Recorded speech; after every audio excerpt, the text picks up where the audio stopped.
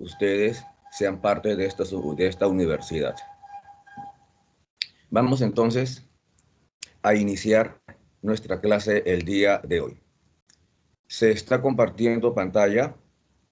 Como están observando, vamos a hablar de varios temas el día de hoy, ¿no? Un primer tema que vamos a ver el día de hoy es relativo a los conceptos básicos de lo que entendemos nosotros por historia, lo que es la historia, las ciencias auxiliares, las fuentes de la historia, ¿no? Son datos básicos que todos debemos saber para entender el curso de historia. Acá no se trata de que ustedes sean historiadores, manejen las fuentes, no, sino para que ustedes más básicamente conozcan, ¿no?, de qué se trata, los lineamientos básicos. Sí, estoy compartiendo la pantalla, estoy compartiendo la pantalla. Ok.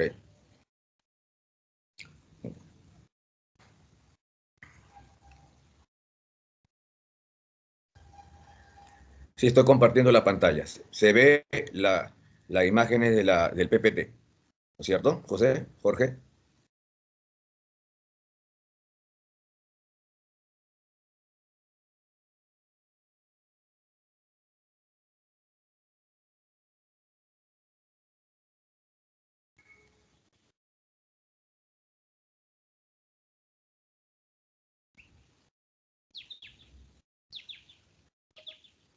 A ver,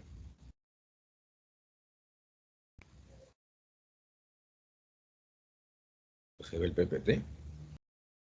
A ver, otra vez voy a intentar.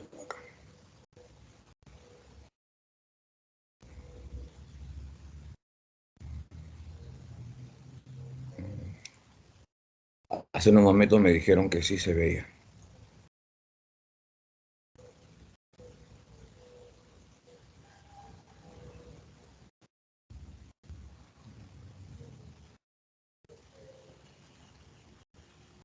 Vamos a ver.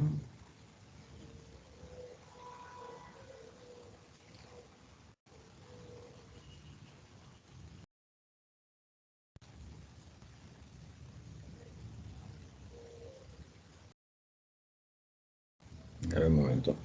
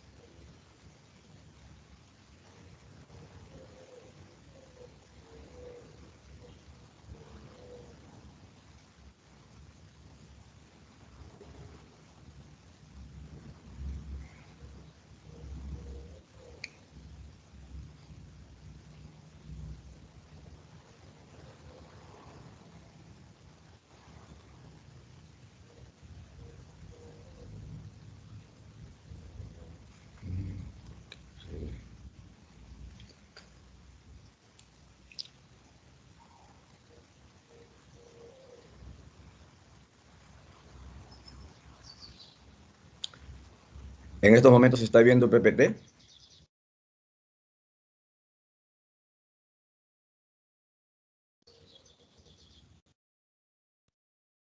Ya. ¿Se ve el PPT, chicos? Respondan, por favor.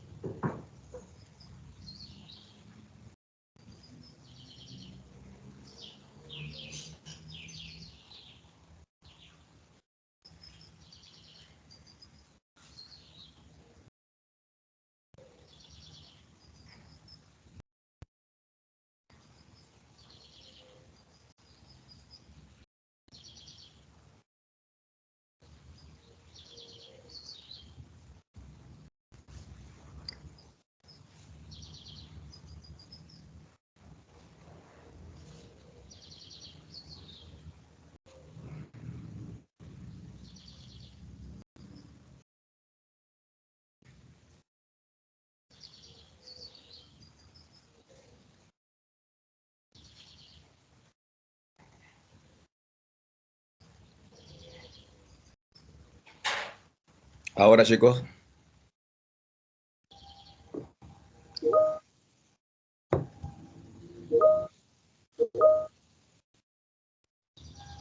perfecto.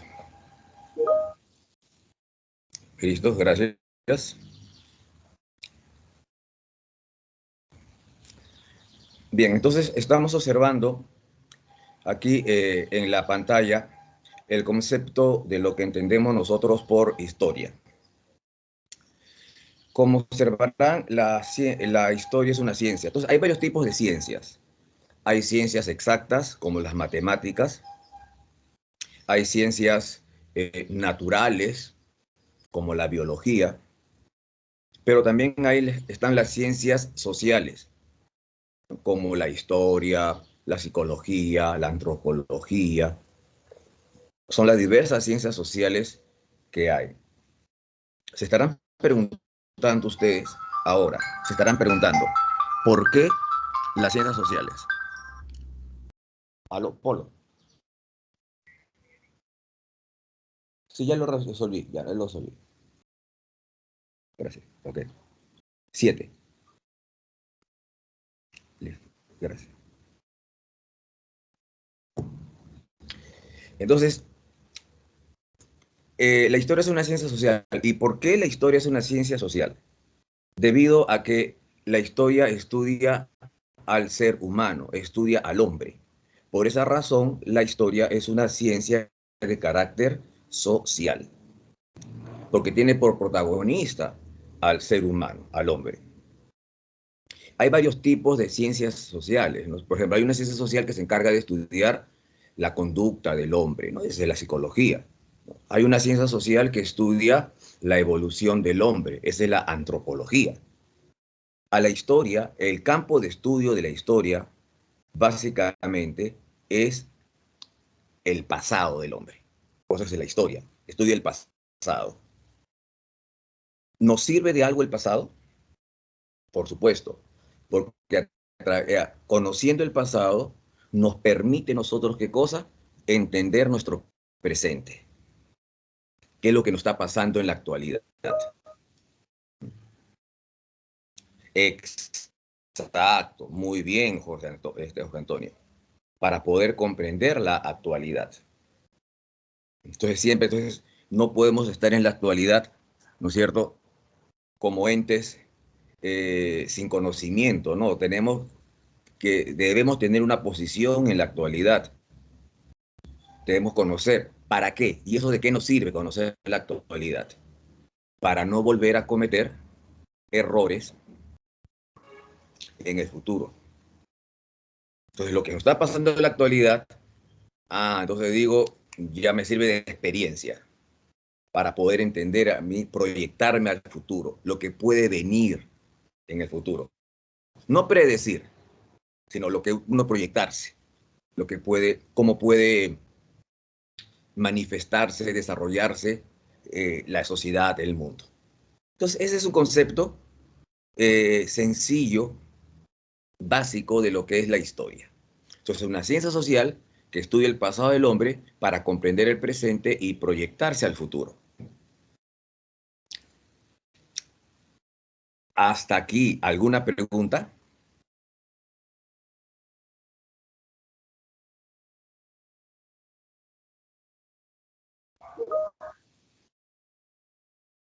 Muy bien, Jorge, gracias. ¿Qué dice el resto del aula?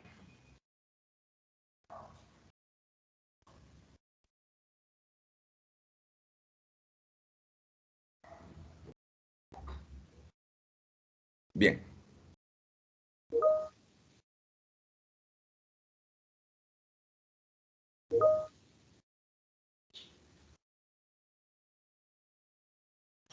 bien. Entonces, por ejemplo, ¿no? Les pongo un ejemplo actual.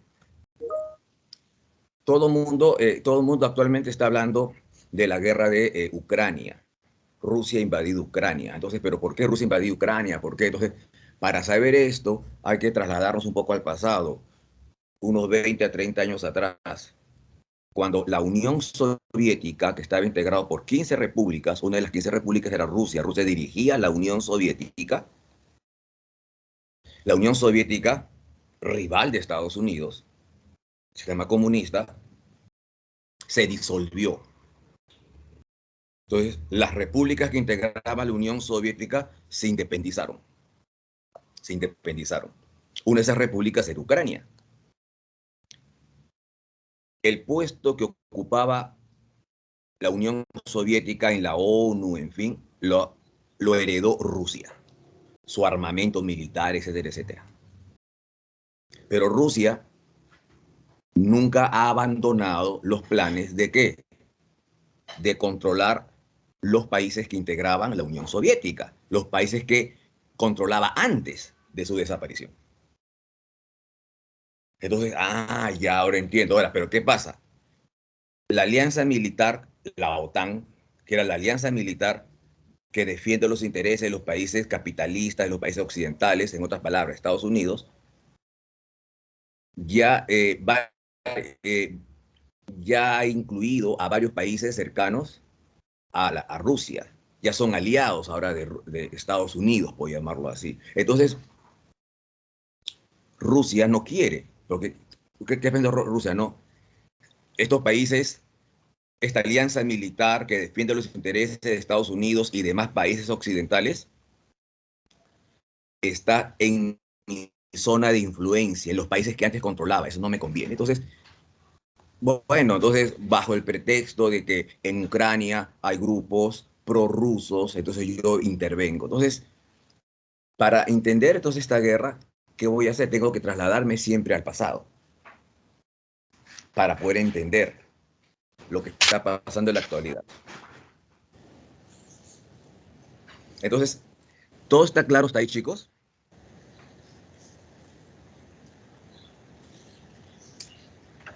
Sí, profesor. Gracias. Gracias. Muy bien. Bien.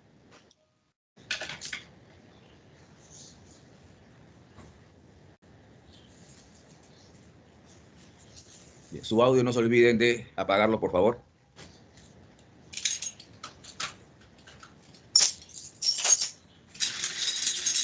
Su audio, Daniel.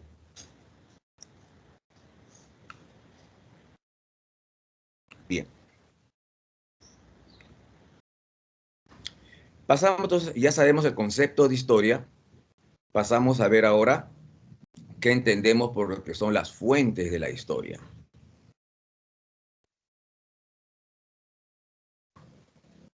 Estoy compartiendo la parte de las fuentes de la historia. ¿Se ve?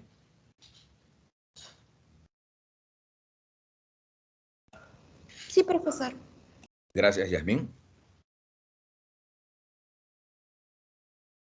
Las fuentes de la historia. ¿Qué entendemos nosotros por las fuentes? Las fuentes se llama fuentes a toda aquella, como dice ahí, toda aquella evidencia del pasado que nos sirve para reconstruir el hecho histórico. Entonces, una fuente que nos sirve para reconstruir puede ser un huaco, ¿no es cierto?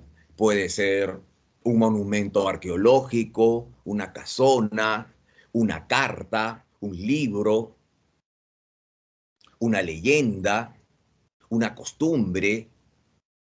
Todo eso es la fuente. Entonces dice ahí, ¿qué cosa es la fuente? Se refiere a toda evidencia que sirve para reconstruir un hecho histórico. A mayor cantidad de fuentes, nuestra visión del hecho histórico, nuestra visión del pasado es mucho mejor. Es como si fuera un rompecabezas, ¿no? A mayor piezas de rompecabezas que ya hemos unido, entonces nuestra visión de la imagen que se ve en el rompecabezas va a ser mucho mejor. Entonces, esas son las fuentes. Entonces, hay varios tipos de fuentes, como están ustedes observando, ¿no? Están las fuentes escritas. ¿Qué son las fuentes escritas? Son los documentos. son las cartas, son los libros. Entonces, eso es una fuente escrita. Pero también tenemos las fuentes orales. También tenemos las fuentes orales, llamadas también las fuentes tradicionales, ¿no? Que son los relatos que nos permiten a nosotros eh, reconstruir un hecho del pasado. Leyendas, mitos, por ejemplo, la leyenda de Manco Cápac y Mama Ocllo, por ejemplo, la leyenda de los hermanos Ayar, o en el caso de la historia universal, la leyenda de Rómulo y Remo, fundadores de la ciudad de Roma, por ejemplo, las leyendas estas, ¿no? Que nos permiten a nosotros reconstruir el pasado. Entonces, la leyenda de Rómulo y Remo, ¿qué nos permite? Entender cómo se fundó la ciudad de Roma, la futura capital del Imperio Romano. Rómulo y Remo, estos hermanos que fueron amamantados por una loba, etcétera, etcétera.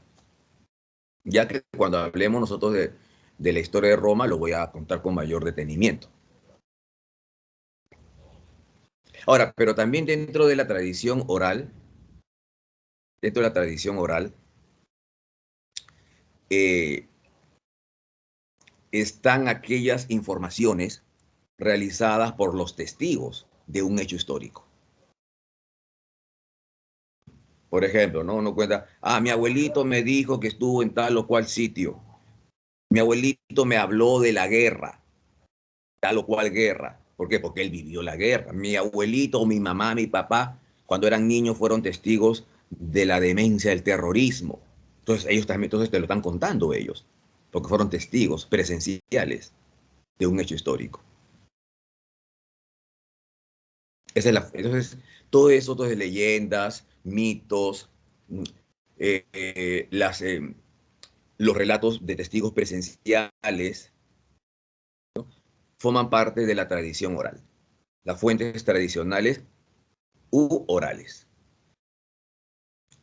También tenemos nosotros la fuente material o monumental, ¿no? Que puede ser, pues, ruinas, casonas, textiles, cerámica, en fin.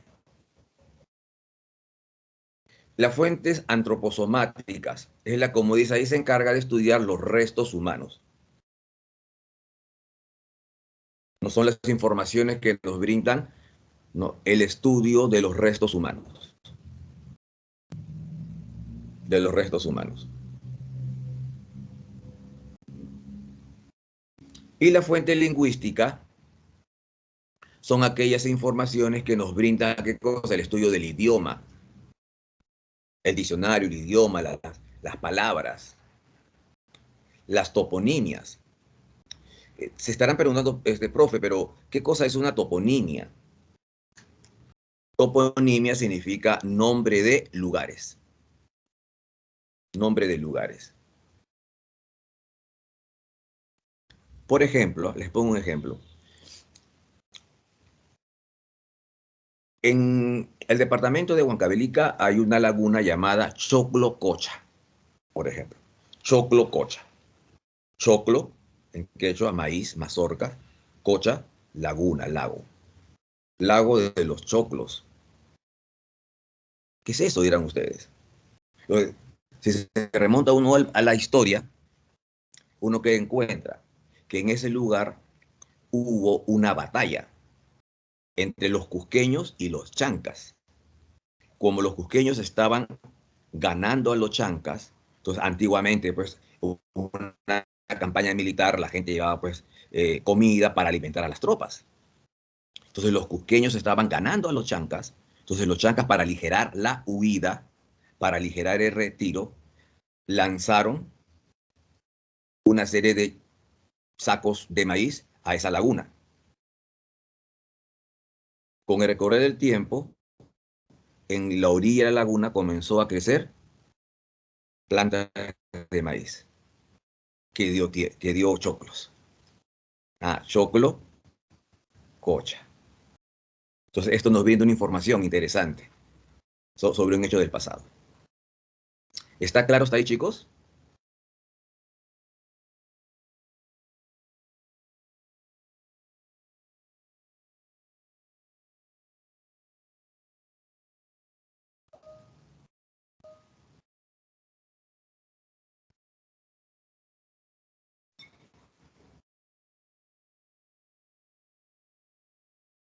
Bien, gracias.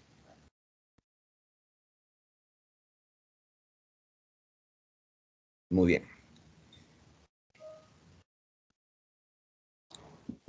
De las fuentes nos pasamos a las ciencias auxiliares de la historia. Las ciencias auxiliares de la historia. Estoy compartiendo la parte de las ciencias auxiliares de la historia, ¿no es cierto?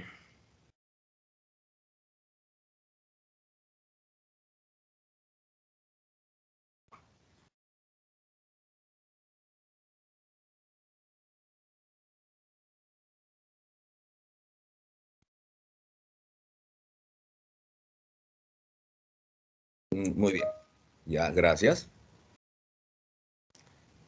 Antes de hablar de las ciencias auxiliares, entonces, permítanme compartir la pantalla anterior, ¿no? Por ejemplo, compartir la pantalla anterior, retroceder un poco a las fuentes. Vemos en las imágenes, por ejemplo, fuentes escritas, vemos ahí un documento escrito, vemos un libro, vemos un dibujo que nos expresa las fuentes orales, luego vemos, dice, diccionario hispánico primitivo, que refiere a las fuentes lingüísticas, vemos restos humanos, serán las fuentes antroposomáticas, vemos un baile, ¿no es cierto? Una señora que parece del callejón del Colca, perdón, del Valle del Colca, en Arequipa, que están bailando, entonces se refiere a las fuentes etnológicas, las costumbres. Vemos las pirámides de Egipto que se refieren a las fuentes monumentales. Ahora sí, pasamos a las las ciencias auxiliares, chicos, son ciencias totalmente independientes de la historia, pero por su naturaleza ayudan, como lo indica su nombre, auxiliares, ayudan a la historia a reconstruir, a estudiar ese pasado. Ayudan mucho. Entonces, por ejemplo, ¿no? Ya tienes la fuente, supongamos, ¿no? He encontrado un resto humano. La semana pasada he escuchado que se encontró ahí unas momias de unas niñas, de un sacrificio, ¿no es cierto? Bueno, entonces, ¿qué hago yo con esto? Yo no soy el especialista, yo no soy digamos, el arqueólogo, ¿no es cierto? Pero entonces, ¿qué voy ahí? Entonces, solicito el apoyo de un arqueólogo. Y el arqueólogo me dice qué cosa es lo que es, cuál es el contexto en el cual se halló, por ejemplo, esas momias. Digo, mira, he encontrado unas momias, entonces el arqueólogo me dice, bueno, sí, estas momias son, me dice el arqueólogo, el especialista, corresponden a unas niñas, se han encontrado huacos ceremoniales, se han encontrado restos de tal cosa, restos de tal cosa, lo que indica que hubo acá un sacrificio, quizás.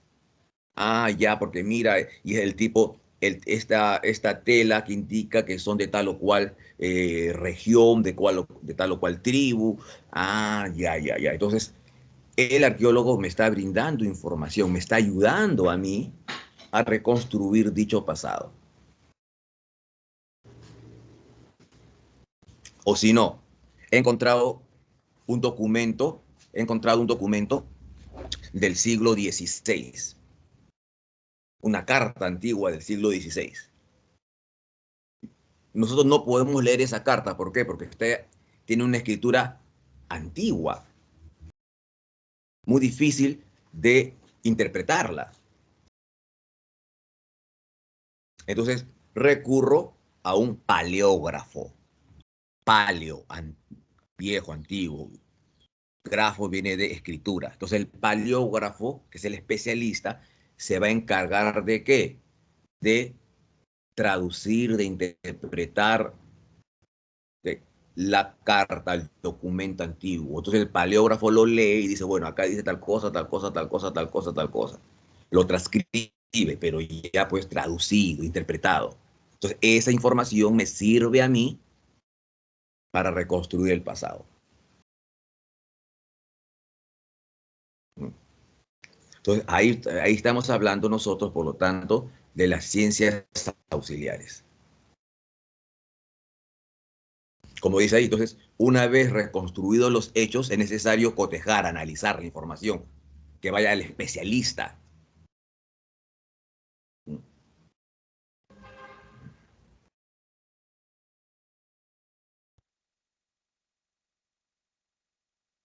Claro, entonces, y el especialista se encarga de qué? Se encarga, digamos, me ayuda, ¿no es cierto? Entonces, cuando un historiador hace un estudio, entonces el historiador no está solo, hay todo un equipo, ¿no?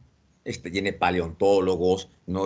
Paleógrafos, arqueólogos, entonces es todo un equipo que ayudan al historiador, que ayudan al investigador a reconstruir el pasado. Es como decir, ¿no? Si estés enfermo, vas donde el médico y el médico te dice, bueno, ¿cuáles son tus síntomas? Entonces el médico, ¿qué te dice? Ok, análisis. Entonces el médico no hace los análisis. ¿A dónde tú vas? No sé, vas al laboratorio, entonces el laboratorio, en fin, se encarga de hacer de las pruebas y el laboratorio pues luego llega a su conclusión. Esa conclusión tú le llevas al médico. Y el médico dice, ah, ya tienes esto, tienes lo otro, esto, pa, pa, pa. Y lo coteja. Entonces igual es el historiador. Tiene otras ciencias que le permiten reconstruir el pasado. ¿Está claro hasta aquí, chicos?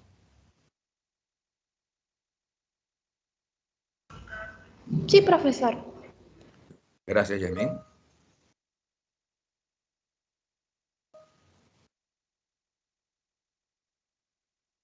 Sí, profesor, todo claro. Gracias, muchas gracias.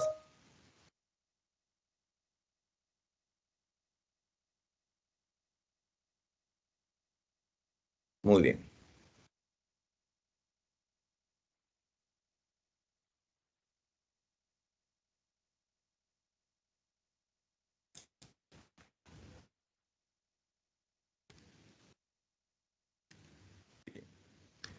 Entonces, vamos a ver las diversas ciencias auxiliares.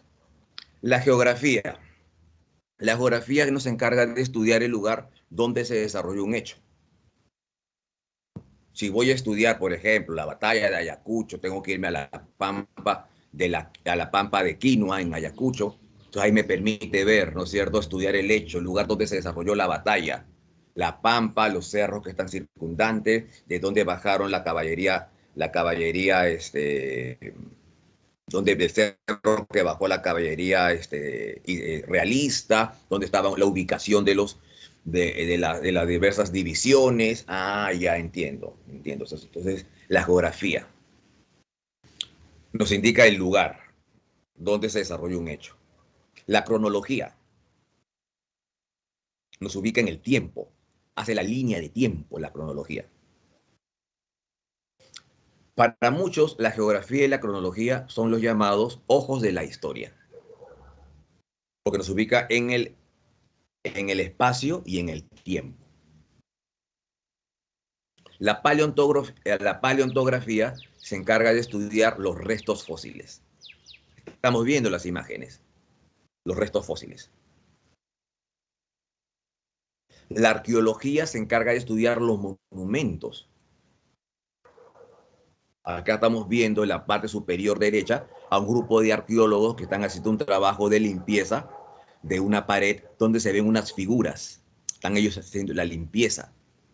Son los arqueólogos que estudian los monumentos, los restos materiales. La arqueología se encarga de estudiar, repito, los monumentos o restos materiales. La numismática. ¿Qué estudia la numismática? Las monedas. Las monedas. ¿Las monedas nos brindan información del pasado? Sí. Me imagino que muchos de ustedes o en su casa tienen eh, sus monedas de colección. ¿No? Tienen las monedas de colección. Y en las monedas de colección, por ejemplo, no, nos brindan datos sobre un hecho, sobre un monumento, un lugar. Entonces, la numismática se encarga de estudiar las monedas. Entonces, ese, cuando sale la emisión de las monedas, entonces se encarga un numismático que, digamos, que hace el trabajo. La heráldica, por su parte, ¿qué estudia la heráldica? Los escudos. ¿Ven ustedes ahí en la imagen el escudo de la ciudad de Lima?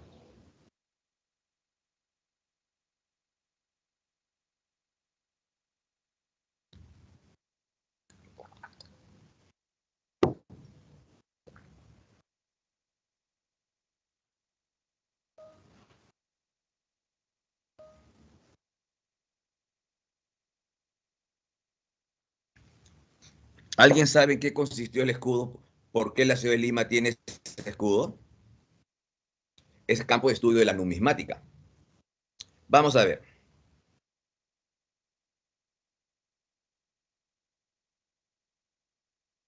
Bien, entonces vamos a explicar el escudo. Muchas veces lo hemos visto, ¿no?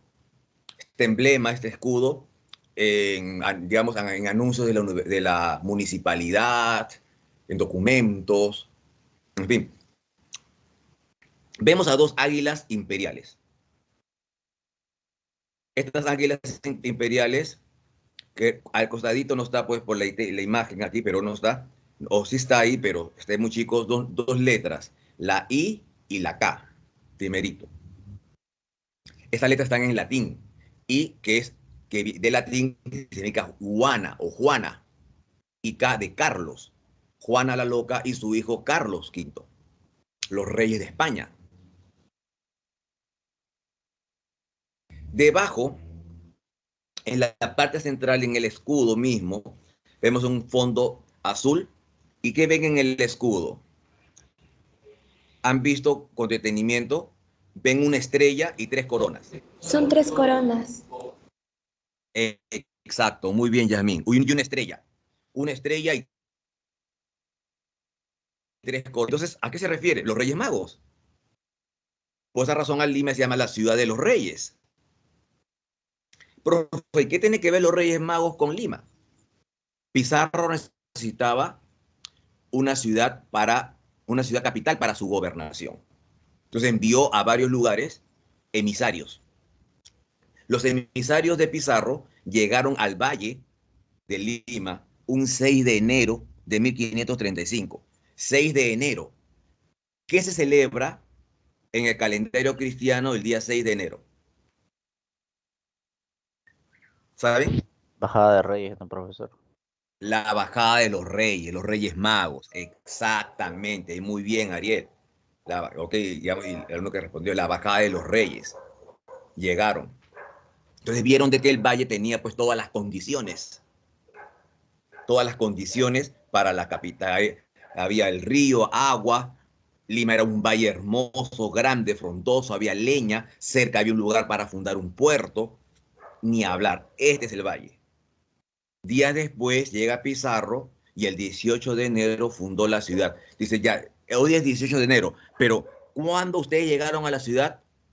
El día 6, perfecto. Entonces la ciudad se va a llamar, en honor al día que llegaron, Ciudad de los Reyes. Por esa razón que en el escudo vemos ahí la estrella y los tres reyes. ¿Está claro, chicos? Ahora,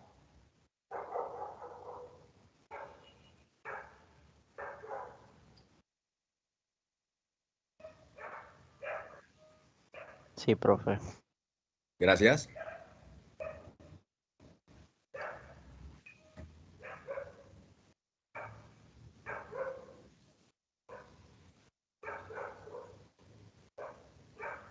Muy bien. Perfecto. Entonces ya tenemos los conocimientos básicos. Ya sabemos lo que es la historia, para qué nos sirve, ya sabemos lo que son las fuentes de la historia y ya sabemos lo que son las ciencias auxiliares.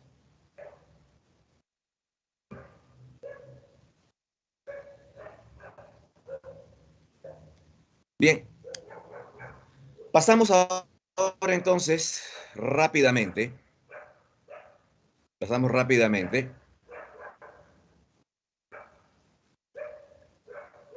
ya de lleno al tema de historia universal. Las teorías respecto al origen del hombre. Las teorías respecto al origen del hombre.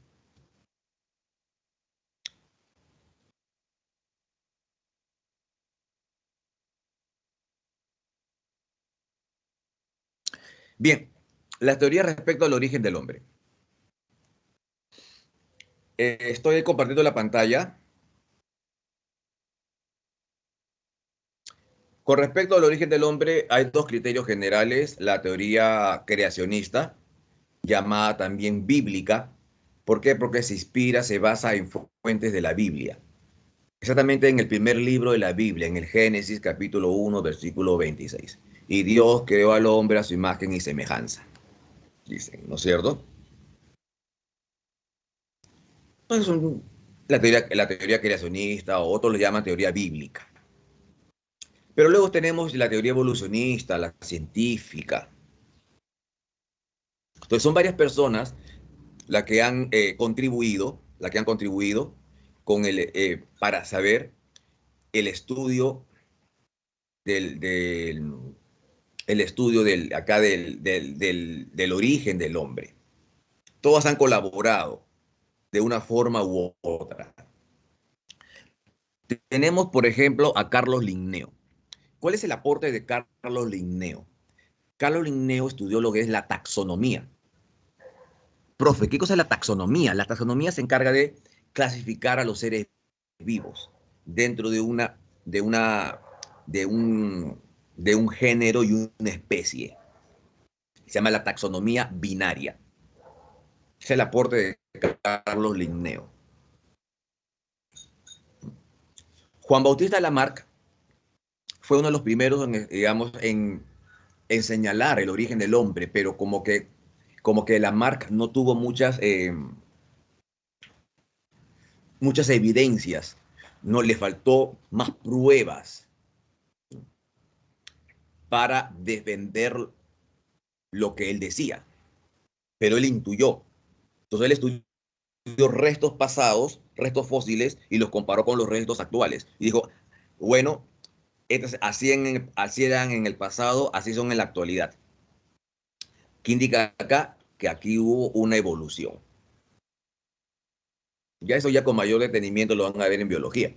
Pero más o menos, entonces, aunque fue criticado en su época, pero al menos dio su aporte, abrió el camino para las investigaciones. Sin embargo, en este campo, quien va a ir mucho más lejos aún, va a ser el naturalista inglés Charles Darwin, autor del libro El origen de las especies por medio de la selección natural, libro que fue publicado en la ciudad de Londres en el año de 1859. Como anécdota digo, ¿no? Es el mismo día que salieron a la venta cerca de 6.000 ejemplares en la ciudad de Londres, ese mismo día se vendieron todos los libros. Tuvieron que hacer una nueva reimpresión los días siguientes. Ahí Darwin señaló algo muy, muy importante. Darwin señaló de que los cambios en la naturaleza han influido en los seres vivos, de tal modo que algunos seres vivos sobreviven a los cambios, otros lamentablemente desaparecen, no soportan los cambios y desaparecen. Ahora, no siempre, ojo chicos, no siempre el más fuerte es aquel que va a sobrevivir. No, no, no. Si no, los dinosaurios estarían viviendo en la actualidad. No, no, no.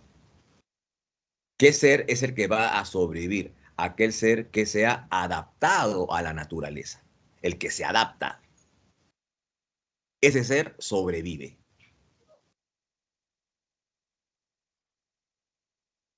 Exacto, Jorge. El más apto sobrevive. Y el más apto que sobrevive transmite, por lo tanto, sus genes a la siguiente generación.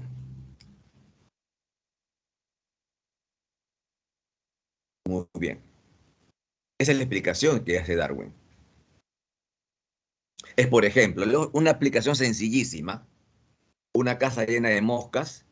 Entonces llego yo pues con mi insecticida y echo el insecticida y mato un montón de moscas. Pero quizás una o dos moscas, por más que le eche insecticida, no ha muerto, sobrevive y se va, escapa. ¿Por qué? Porque esa mosca quizás tenga genes resistentes al insecticida. Esa mosca se reproduce y van a ser una generación de moscas más resistentes, una cepa, y transmite sus genes a la siguiente generación. Entonces el más apto es el que sobrevive, no necesariamente el más fuerte. ¿Está claro, chicos?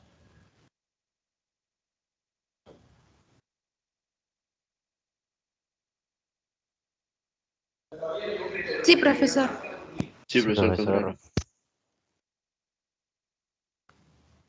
Muy bien. Bien, otro detalle. Darwin, por si acaso, ojo, Darwin jamás dijo de que el hombre desciende del mono. Darwin no dijo eso. Lo que dijo Darwin, aquí esto hay que aclararlo, lo que dijo Darwin es que el hombre y el mono tienen antepasados en común, están emparentados, pero no significa que uno descienda del otro. Es decir, ustedes están emparentados con sus tíos, pero ustedes no descienden del tío. Ustedes están emparentados con el tío abuelo, pero no descienden del tío abuelo. Pero sus tíos abuelos tienen antepasados en común. La bisabuela, el tatarabuelo, qué sé yo. ¿Hasta ahí está claro, chicos? Entonces, ¿no? ¿Está claro?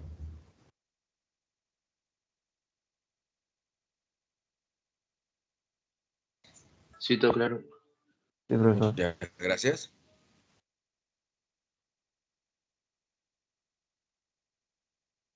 Sí, profesor. Gracias, Raúl.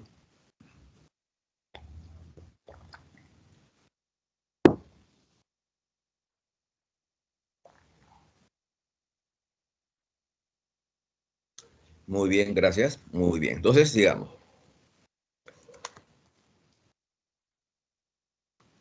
La hominización. ¿Qué entendemos nosotros por hominización?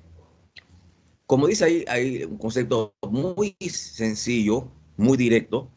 La hominización es el proceso que determinó, dice ahí, la evolución del hombre. Es decir, ¿qué es la hominización? Para resumir, la evolución del hombre.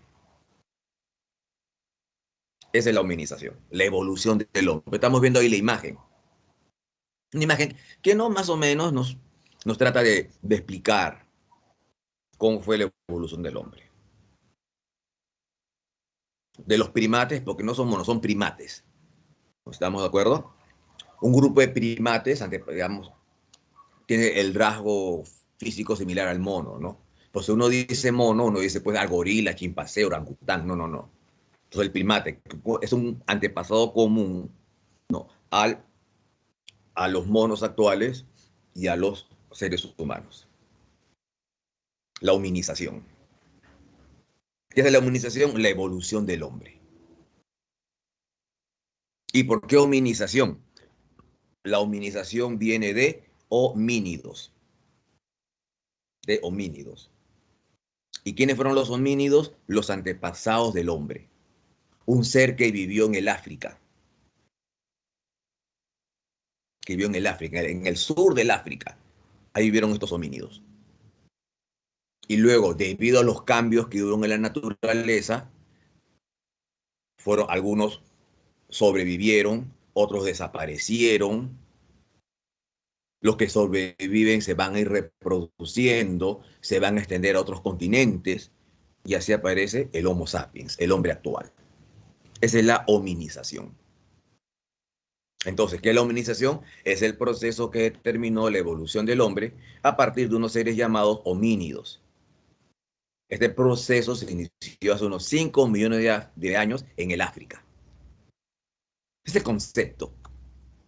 Ahora, pero se estarán preguntando, profe, pero ¿cómo fue todo esto? ¿Cómo fue todo esto? ¿Cómo se inició todo esto? Se estarán preguntando. Imaginémonos el continente africano. Imaginémonos los cambios, ¿ok? En la naturaleza. Algunos seres vivos sobreviven a los cambios, otros no. Imaginémonos, pues, imagínense en el sur del África, los bosques, la selva. Debido a los cambios de la naturaleza, los bosques van a desaparecer. Lo que obliga a estos seres que eran arborícolas, que vivían en los árboles, los obligaron a ¿qué? A descender a tierra. Entonces, tuvieron que adaptarse, pues no hay árboles, desciendo a tierra. Los que no se adaptaron a vivir en la tierra, desaparecieron. Otros sí. Pero al estar en la tierra, imaginemos, ¿no? Las sabanas, ¿no es cierto? Los campos con hierbas, con pastos muy altos. Entonces, este ser que descendió a la tierra tuvo que luchar contra otros seres. Antes, ante cualquier, digamos, problema, se escondía en el árbol, subía al árbol, ¿no? Y de esa manera se salvaba de las fieras salvajes. Ahora ya no hay árboles, son pastos, hierbas muy altas. Entonces, para ver a sus depredadores y a su vez ver a sus presas, estos seres se vieron obligados a ¿qué? A adoptar la posición bípeda, a pararse en dos patas, dos podos, pie, dos patas, para poder sobrevivir. Entonces, un factor de la hominización va a ser la posición bípeda. Ahora, con la posición bípeda va a favorecer, resumir, va a favorecer el desarrollo del cerebro. Primero eres bípedo, caminas agachadito y luego cada vez más y más y más erguido. Entonces tu cerebro se va a desarrollar. Al desarrollar tu cerebro, pregunto, ¿el cerebro no es el motor de nuestros sentidos? ¿Sí o no?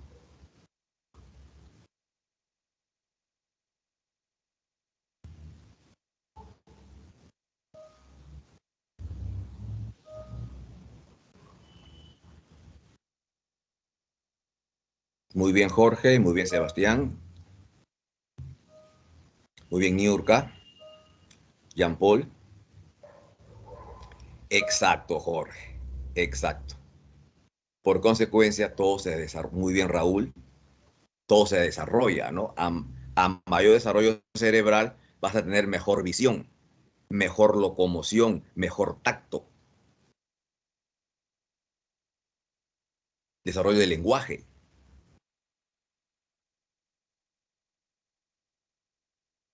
Entonces, estas son las dos, por lo tanto, los dos factores de la hominización. Desarrollo, posición bípeda y desarrollo cerebral.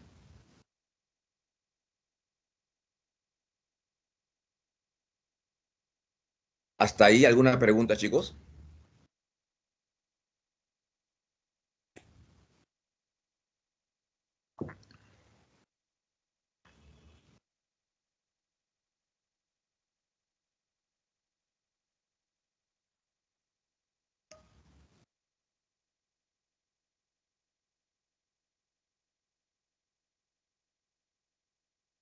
Muy bien, Jorge. Entonces, vamos a ver ahora los antepasados del hombre. ¿Ya, Joaquín? Vamos a ver los antepasados del hombre. Repito, los antepasados del hombre pertenecen a la familia de los homínidos, son nuestros antepasados. Los homínidos más antiguos responden al nombre de Australopithecus. Ese nombre, Australopithecus. Veamos, austral significa sur. Piteco significa simio. Australopithecus, simio, mono, algo así, de sur. ¿Por qué? Porque se han hallado en el sur del continente africano. Los australopithecus. Los, los antropólogos, que son los que estudian esta parte del pasado, han encontrado diversos restos de Australopithecus. Diversos restos en varias partes del sur del África. Todos los Australopithecus, por las conclusiones a las cuales estos antropólogos llegaron, señalaron de que todos los Australopithecus ya caminaban en dos patas. Eran bípedos. Entonces, una característica de los Australopithecus es el bipedismo, caminaban en dos patas.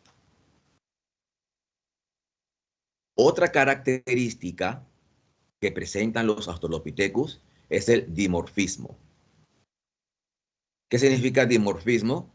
Diferencia sexual. Es decir, por las características físicas, anatómicas que presentan estos restos, ya uno puede distinguir si este resto corresponde a un macho o ese resto corresponde a una hembra. De todos los Australopithecus hallados, estudiados, el resto fósil Australopithecus más conocido o conocida es el resto tiene el nombre común de Lucy. Su nombre científico es Australopithecus afarensis, porque fue hallado en un lugar de Etiopía llamado Afar. Pero todo el mundo conoce este resto fósil como Lucy, que es la imagen que están viendo ustedes allí, en la diapositiva. Son los restos de Lucy. ¿La están viendo ahí, chicos?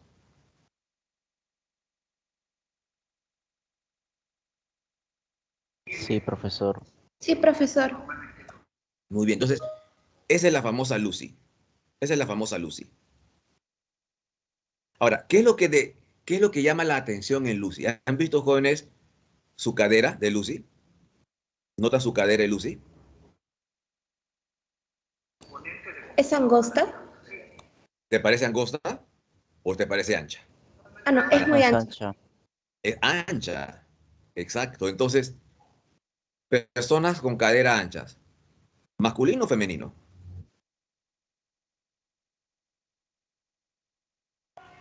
Femenino. Femenino. Femenino. Femenino. ¿O han visto machos caderones?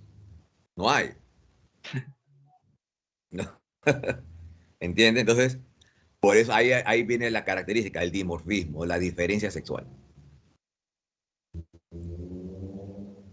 ¿Está claro, chicos, hasta aquí? Todo claro. Sí, profesor. Ahora, se estarán preguntando, profe, ¿y por qué Lucy, no? Lucy le pusieron en honor a una canción de los Beatles, titulada Lucy in the Sky with Diamonds, Lucy en el cielo con diamantes. O sea, cuando los investigadores estaban estudiando este resto fósil, uno de ellos estaba tarareando esta canción. Y como concluyeron que se correspondía a una hembra, no digo mujer porque todavía no era Homo sapiens como nosotros, eran Australopithecus, era una hembra, dijeron, esta es una hembra, ¿no? Entonces, ¿qué nombre le ponemos? Entonces, como estaban pasando por la radio y tarareando esta canción de los Beatles, Lucy, oye, ¿por qué no Lucy como la canción? Sí, Lucy, Lucy, Lucy, y quedó como Lucy.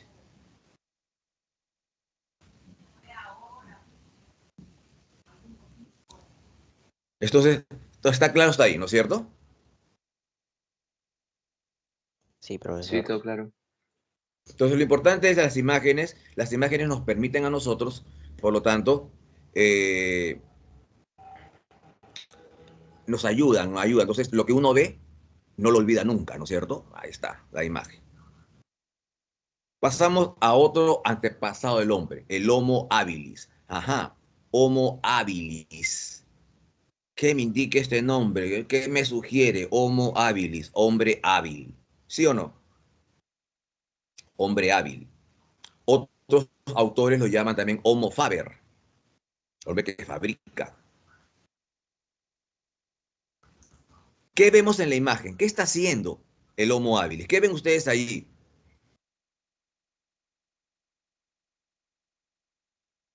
A ver, ¿quién me dice? ¿Qué están viendo allí en la imagen? Fabricando herramientas. Uh-huh. Muy bien. Está elaborando herramientas. Afilando las piedras. Claro. Herramientas, sus piedras, ¿no es cierto? Está trabajando ahí. Entonces ahí viene su nombre. Homo habilis, hombre hábil. ¿Por qué? Porque va a ser el primero en elaborar instrumentos de piedra. El Homo habilis. ¿Y por qué sabemos? Porque los antropólogos han encontrado que en las manos de los Homo habilis siempre el pulgar está oponible. Cuando se agarra algo, por ejemplo, estoy agarrando ahorita mi celular. Agarro el celular, siempre el pulgar está opuesto a los demás dedos. ¿Sí o no, chicos? Sí. ¿Sí o no? Sí. Entonces se llama pulgar oponible o mano prensil, mano que aprieta.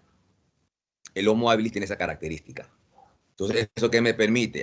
Este señor ya elaboraba instrumentos. Y cerca al lugar donde se hallaron estos restos fósiles de Homo habilis se han encontrado artefactos líticos rudimentariamente elaborados. Entonces, estos van a constituir los primeros artefactos líticos. Por esta razón, a este ser se le llamó Homo habilis, hombre hábil. U Homo faber, le llaman algunos, hombre que fabrica. Ejemplos, los más conocidos son el llamado hombre de Tanzania y el hombre de Turkana. ¿Está claro hasta ahí, chicos? Sí, profesor. Gracias. Del Homo habilis pasamos al Homo erectus. Ya el nombre me indica todo. Homo erectus. Erecto, erguido. Como vemos en la imagen, camina totalmente erguido. ¿Sí o no? O sea, quizás el Australopithecus y el Homo habilis caminaban en dos patas, pero no erguidos, quizás agachaditos. Pero este ser, sí sabemos que caminaba totalmente erguido. Por eso viene su nombre, Homo erectus, hombre erguido. Entonces, si caminaba totalmente erguido, pregunto, entonces va a caminar mejor, porque su cerebro está más desarrollado, ¿cierto? Va a caminar mejor, va a ver mejor, va a hacer mejores instrumentos, va a desarrollar el lenguaje. Vean ustedes, al lado del Homo erectus, ¿qué están viendo ahí ustedes? ¿Qué tiene? ¿Qué se ve allí? ¿Qué se quiere expresar la imagen? El fuego. Fuego. Ajá. Fuego. Exacto. El Homo erectus ya conoce el uso del fuego. Entonces imagínense la época, ¿no? Todo oscuro, quizás los rayos que caen sobre la tierra provocan incendios naturales. Entonces el Homo erectus supo sacar provecho de ello. Entonces con el fuego, ¿qué me indica? Vean ustedes, vamos a trasladarnos a esa época, ¿no? Las noches en esa época estaban llenas de peligro. Todo eran totalmente oscuras. Si hay un poco de fogata, un poco de fuego, un incendio por allí, todos estos Homo erectus no se van a acercar al fuego, se van a sentir atraídos al fuego. El fuego los va a proteger quizás del frío, de los animales salvajes, ¿sí o no? Con el fuego. Entonces el fuego me implica a mí agrupación. Me implica a mí agrupación.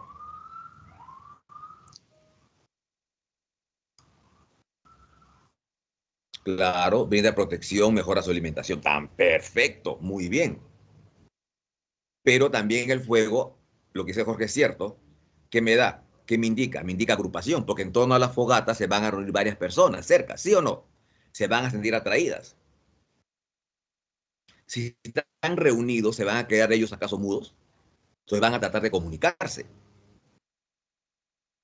Y como ya el cerebro está más desarrollado porque camina erguido, entonces le permite comunicarse. Muecas, gritos, gestos, que van a ser las primeras formas del lenguaje.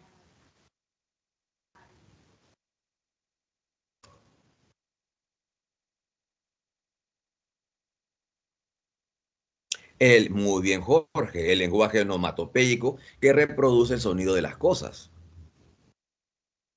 Muchas palabras, por ejemplo, actuales tienen un origen onomatopéyico. Uno dice bomba, viene de boom, lo que escucha, ¿no? Explota la bomba, boom, bomba, por ejemplo, ¿no?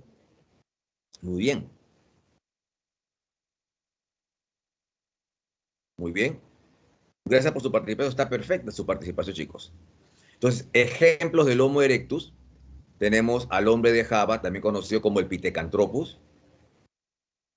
La palabra Pithecanthropus significa hombre mono, y el hombre de Pekín, Sinanthropus, significa hombre chino.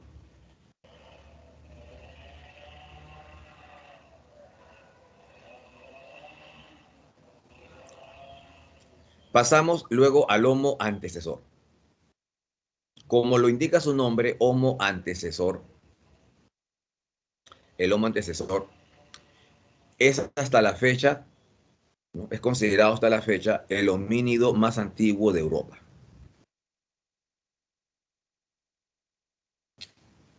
Se sabe por los estudios que el Homo antecesor practicaba mucho el canibalismo.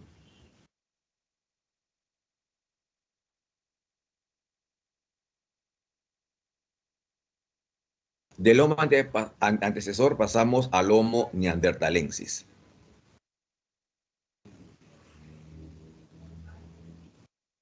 Homo neanderthalensis. Más conocido como hombre de Neandertal. ¿Qué están viendo allí en el hombre de Neandertal?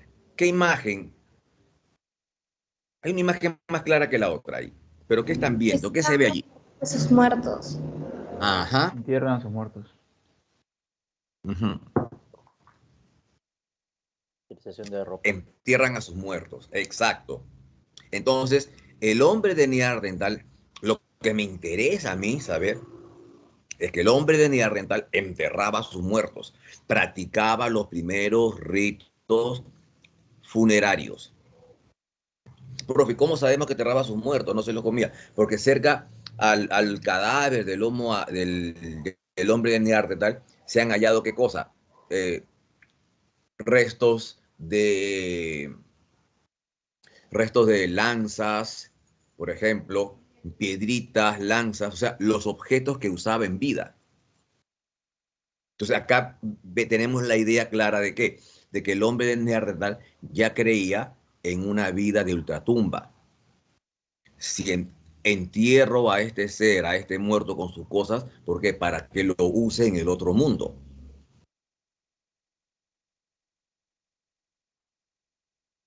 Entonces acá vemos en el hombre neandertal los primeros entierros y naturalmente los primeros ritos funerarios.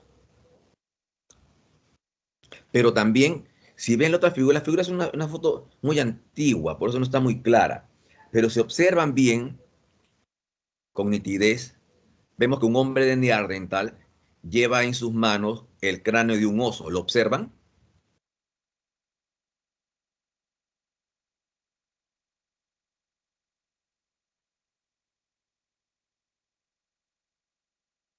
Se ve en el centro. Puede ser cábala, claro, pero ya, la era el oso, pero ¿el oso dónde lo va a colocar? El cráneo lo va a colocar en una urna, ¿sí o no? Lo va a colocar en una urna. Entonces, quizá acá vemos que un rito religioso.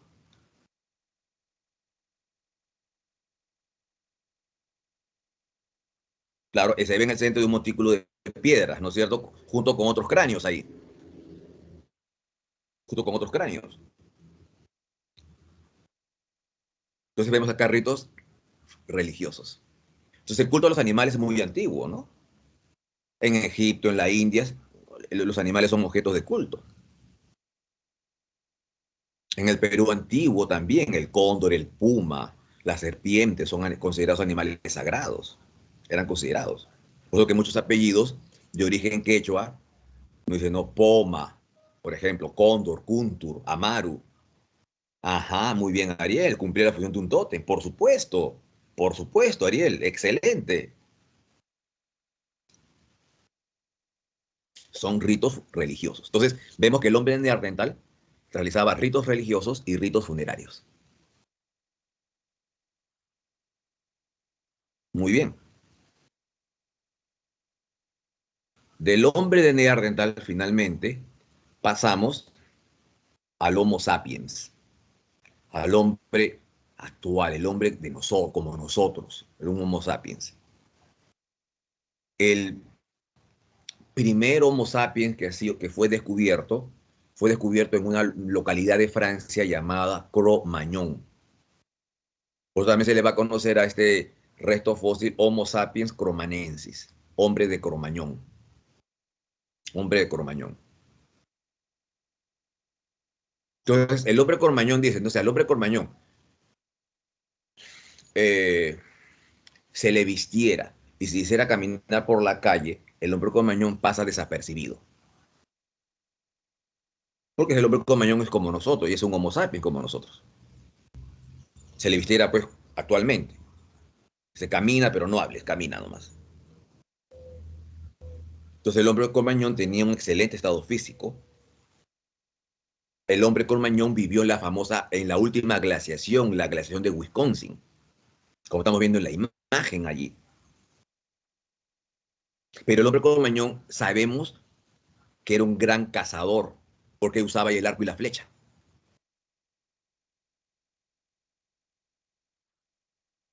Pero también sabemos que el hombre Cro-Magnon era un artista. ¿Por qué sabemos que era un artista? Bueno, realizó pinturas rupestres. ¿Y qué se ve en las pinturas rupestres? ¿Qué tipo de imágenes se ven en las pinturas rupestres, jóvenes? ¿Imágenes vinculadas a qué? A la cacería, ¿sí o no? Sí, Sí, profesor. Claro, lo que corrobora que el hombre puede ser un excelente cazador y que usaba arcos, flechas, lanzas para cazar a sus presas. Ahora, ¿y qué función tenían las pinturas rupestres? Una función propiciatoria, o sea, lo dibujaban no por adorno, sino que decían, era una especie de adoratorio, ¿no? Dibujaban esto, y hacían allí una serie de ritos, ceremonias, ¿ok? Para poder propiciar la cacería. Hay pinturas rupestres por todo el mundo. Y en la gran mayoría que se evidencia escenas de cacería. Pero también el arte del hombre de Cromañón, del Homo sapiens, se manifiesta en unas pequeñas estatuillas, las llamadas Venus obesas o Venus prehistóricas. O sea, Venus porque representan a mujeres, ¿no es cierto? Entonces no es la diosa Venus exactamente. ¿Y cómo sabemos que son mujeres? Por los rasgos físicos que presentan. Caderas, pechos, ¿no? Glúteos muy desarrollados, que también está vinculado a la fertilidad.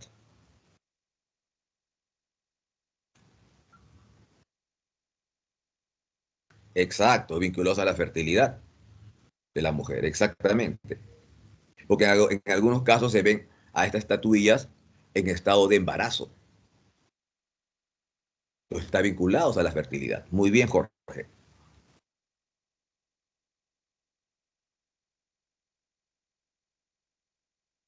¿Alguna pregunta hasta aquí, chicos? Ninguna. Gracias, Jorge. ¿Qué dice el resto del aula? No, profesor, todo claro. Gracias, Raúl. todo claro, profesor. Ya, Yasmín, gracias. Sí, profesor, todo bien. Gracias, Nioka. Muy bien, chicos.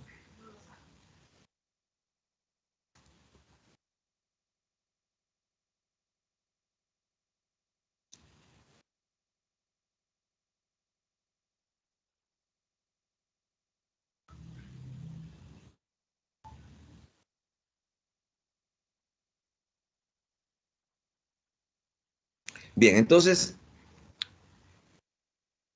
el día de hoy entonces hemos hablado sobre la historia, no, las fuentes, las ciencias auxiliares, y hemos hablado de la hominización, los antepasados del hombre, ¿no? Los representantes, los antepasados del hombre, Australopithecus, Homo habilis, Homo erectus, Homo antecesor, ¿no? El hombre neandertal y el hombre de Cro-Magnon, con sus características respectivas. Pasamos ahora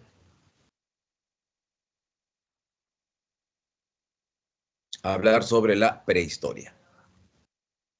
O sea, todos estos antepasados del hombre que hemos hablado nosotros, del cual hemos hablado nosotros, vivieron en la prehistoria. Todo lo que hemos visto, ¿no? El Australopithecus, el Homo habilis, eh, el, el Homo erectus, el Homo antecesor, el hombre de el hombre neandertal, el hombre cromañón, todos ellos vivieron en la prehistoria. ¿Pero en qué parte de la prehistoria? En la edad de piedra. ¿Pero en qué parte de la edad de piedra? Todos ellos vivieron el paleolítico.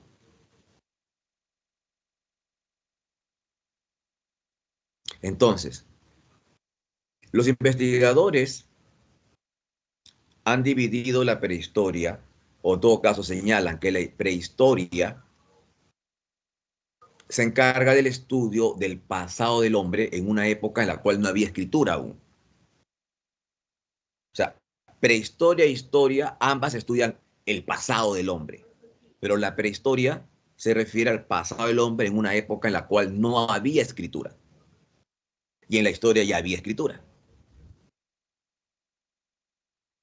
Entonces, el tipo de fuentes que usan los prehistoriadores son fuentes arqueológicas o materiales, fuentes orales, por ejemplo, ¿no? Fuentes antroposomáticas o restos humanos. Ese tipo de fuentes usa mucho el prehistoriador, el arqueólogo. Entonces, ¿cuándo se inicia la prehistoria? Cuando aparecen los primeros seres humanos que acabamos de ver. ¿Y cuándo termina? Cuando se inventa la escritura.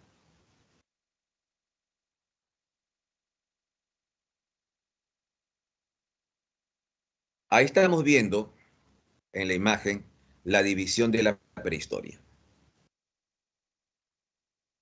Están observando ahí la división de la prehistoria, ¿no, chicos? Pueden activar su audio. Sí se observa, profesor. Sí, profesor.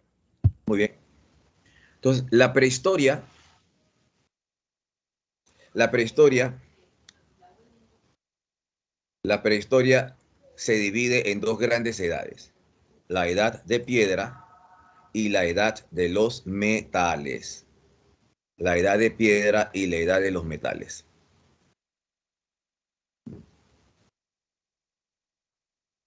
Profe, ¿y por qué se le llama edad de piedra y por qué edad de los metales? Porque el hombre en un primer momento usó la piedra para elaborar sus artefactos. O sea, edad de piedra. Y luego la piedra fue reemplazada por los metales, la edad de los metales.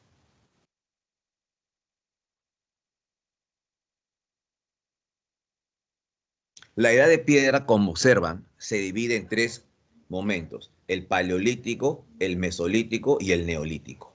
Primero trabajó la piedra de manera pues tosca, la tallaba a golpes, sin un buen acabado. Luego viene poco a poco, está mejorando en una etapa de transición. Finalmente la piedra nueva, el neolítico. Luego del neolítico viene la edad de los metales: cobre, bronce, hierro.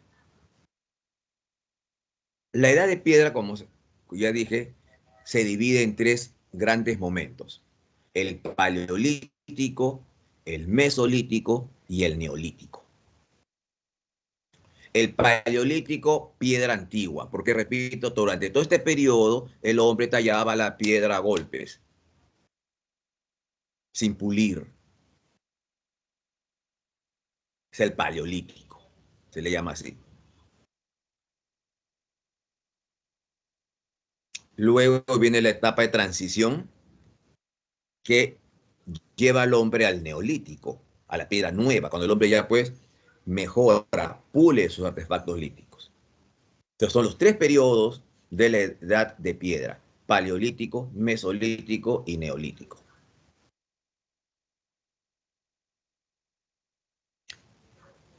¿Hasta aquí alguna pregunta?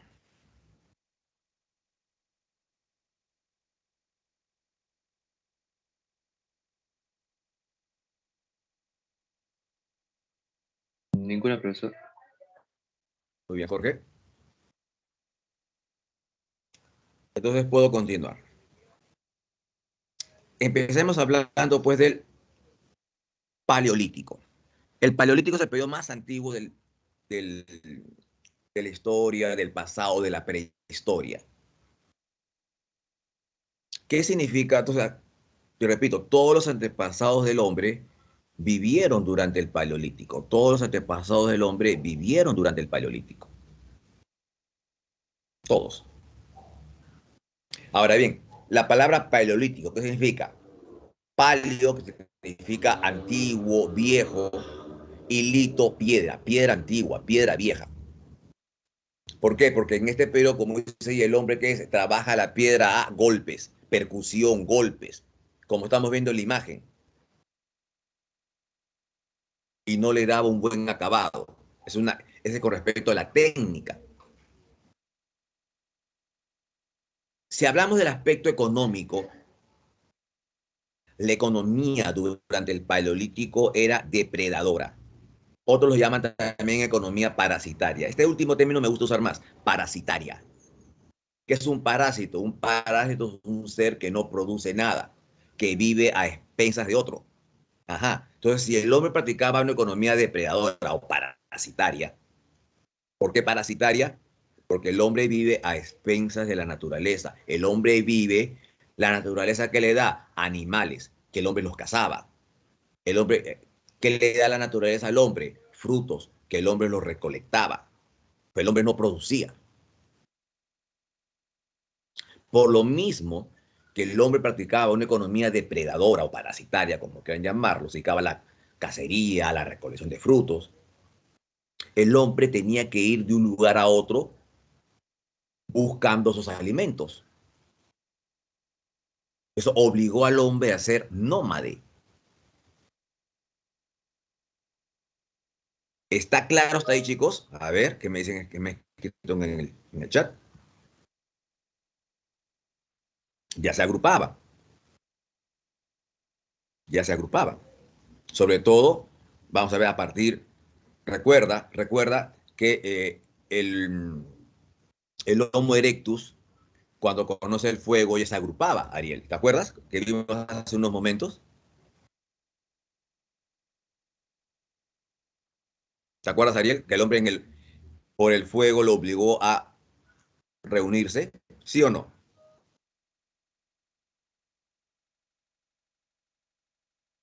Ajá, entonces ya se agrupaban. Todos, no recuerda, todos estos hombres vivieron en el Paleolítico. ¿Está claro ahora, chicos? ¿Está claro, Ariel? Muy bien, muy buena pregunta.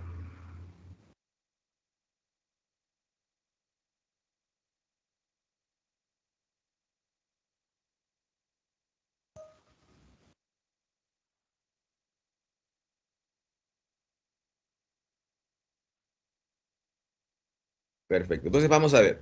El Paleolítico, entonces estas son estas características que acabo de mencionar, que el hombre tallaba la piedra a golpes, practicaba una economía parasitaria o depredadora, que el hombre era nómade, se practicó en todo el Paleolítico, sea Paleolítico inferior, sea Paleolítico medio, sea Paleolítico superior. En todo el Paleolítico se practicaba eso. Pasamos a ver ahora las características del Paleolítico inferior.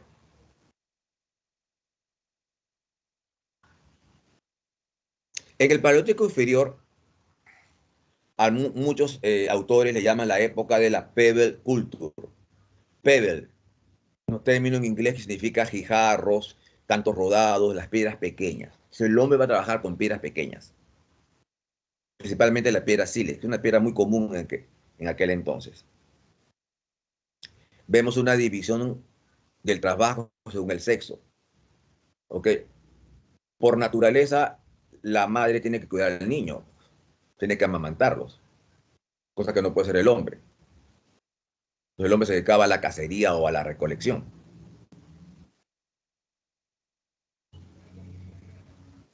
El uso del fuego, que acabamos de ver, se agrupaba en hordas. En las hordas no había ningún tipo de lazos. Estaban unidos solamente para la cacería, quizás para la reproducción y luego chao.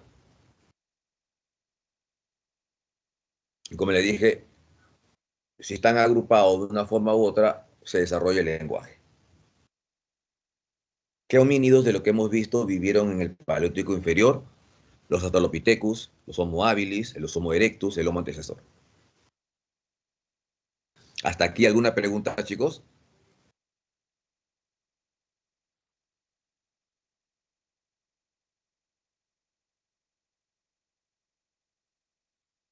Ninguna, profesor, todo claro.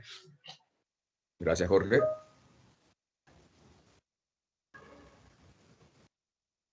Muy bien, entonces continúo. Del Paleolítico inferior pasamos al Paleolítico medio. ¿Qué homínido de lo que hemos estudiado vivieron durante el Paleolítico medio? El hombre de Neandertal. Ajá, entonces, si el hombre de Neandertal vivió en el Paleolítico medio, todo lo que él hizo corresponde al Paleolítico medio, sí. Y recordaremos que el hombre neandertal enterraba a sus muertos, primeros ritos funerarios, y adoraba al oso de las cavernas, primeros ritos religiosos. Se acabó. Esa es la característica más importante de esta época. El hombre se refugió en cavernas, era un cavernícola, debido quizás al enfriamiento. Cavernícola llamado también troglodita. Trabajaban objetos de piedra, digamos de piedra, pero también de hueso. Calimarismo ritual, quizás se alimentaban de sus enemigos para esa manera, según su creencia, eh, digamos, a adoptar, ¿no? Que le transmitan la fuerza a ese enemigo. Si la época del Paleolítico Medio fue una época de enfriamiento, la época del Paleolítico Superior fue la época del congelamiento, de la glaciación. Lo que han visto en la película La Era del Hielo, o sea, esa película, esa película de dibujos animados, por ejemplo, no está ambientada en el Paleolítico Superior.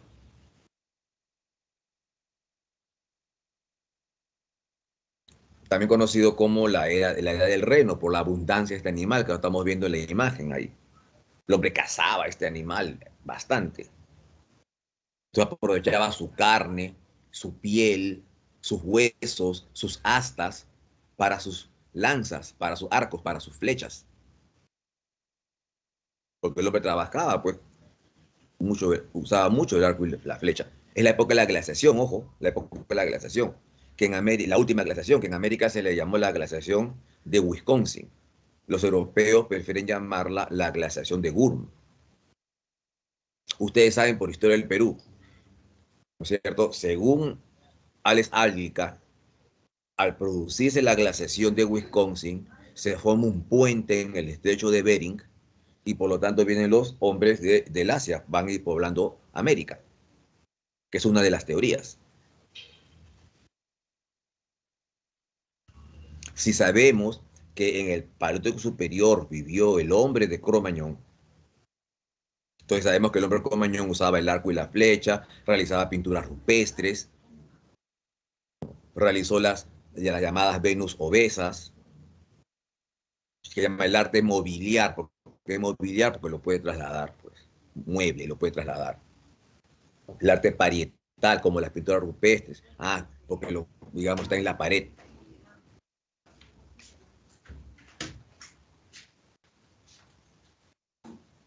¿Alguna pregunta hasta aquí, chicos?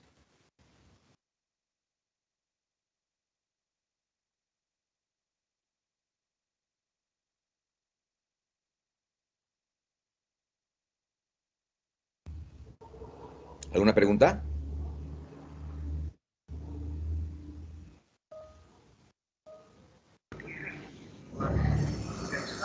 No, profesor, todo claro. Bien, gracias.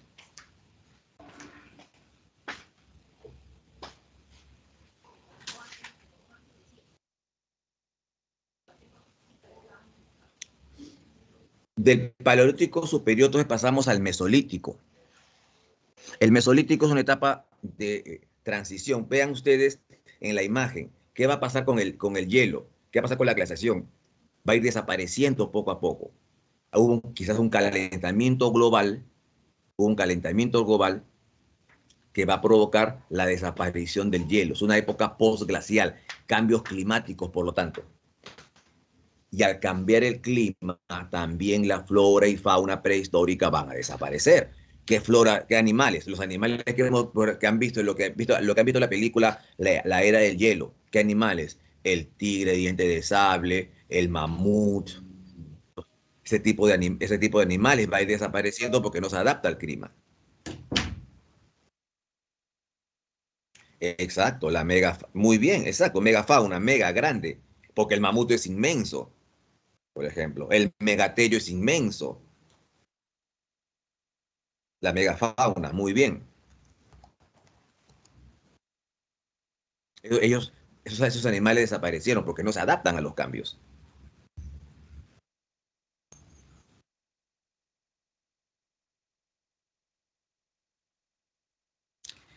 Al no haber estos animales inmensos, el hombre, entonces, al ir desapareciendo estos animales que el hombre cazaba, entonces, qué va a ocurrir? Entonces el hombre le va a dar más importancia a la pesca. ¿Qué vemos en la imagen? Uso de arpones, anzuelos, redes, el uso de hoces, como está viendo en la imagen, para cortar las hoces, el mortero para moler semillas, el perro, vemos en la imagen también ahí el perro, en pinturas rupestres hemos acostado un perro. El perro no va a ser sobre todo el perro y el reno, pero sobre todo el perro que va a ser un animal auxiliar para la cacería. La industria microlítica, se hacen artefactos de piedra pequeños. Están los primeros pasos para la agricultura, una agricultura incipiente, pequeña, de huerto, chiquita, lo que obliga al hombre a ser semi-nómade también. Todavía no el pastoreo lo vamos a ver después. El pastoreo, la ganadería se va a dar en el neolítico. Acá no, el animal que se va a domesticar es básicamente el perro, como animal auxiliar para la cacería.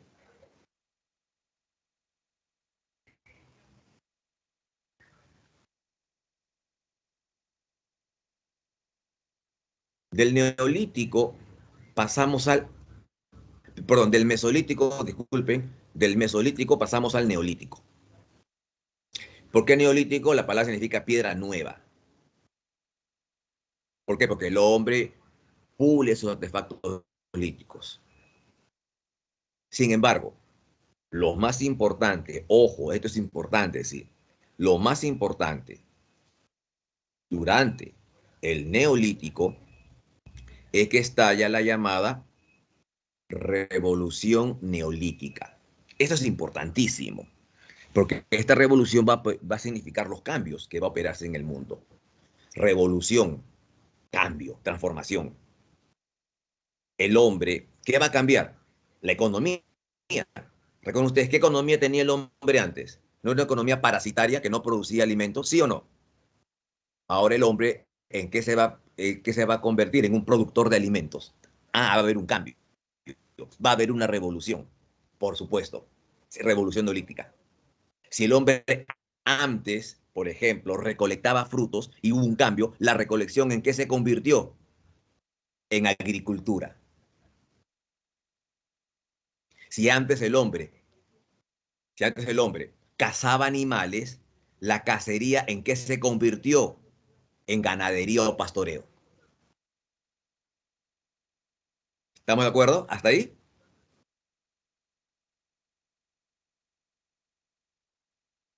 ¿Estamos de acuerdo, chicos? Sí, Sí, profesor. Sí, profesor. Muy bien. Ahora, ojo, Y si el, ahora, en el Paleolítico, recuerden ustedes, en el Paleolítico el hombre era nómade, porque tenía que seguir a los animales que iba a cazar, ¿no es cierto? Tenía que buscar los frutos, ¿ok? Ñurka me está cambiando de sexo, profesora me ha puesto, ¿ok? Entonces el hombre tenía que buscar frutos, entonces tenía que ir de un lugar a otro, ¿estamos de acuerdo? Pero ahora el hombre, como es agricultor, el hombre podía irse de un lugar a otro o tenía que quedarse a cuidar su chacra. No te preocupes, Niurka, no te preocupes. ¿Sí o no? ¿El hombre tenía que quedarse a cuidar su chacra, sí o no? Porque sí, ahora es agricultor. Claro, entonces esas actividades como la agricultura lo obligó al hombre a qué? ¿A ser sedentario? ¿Sí o no? Muy bien, Carol. Lógico. ¿Mm?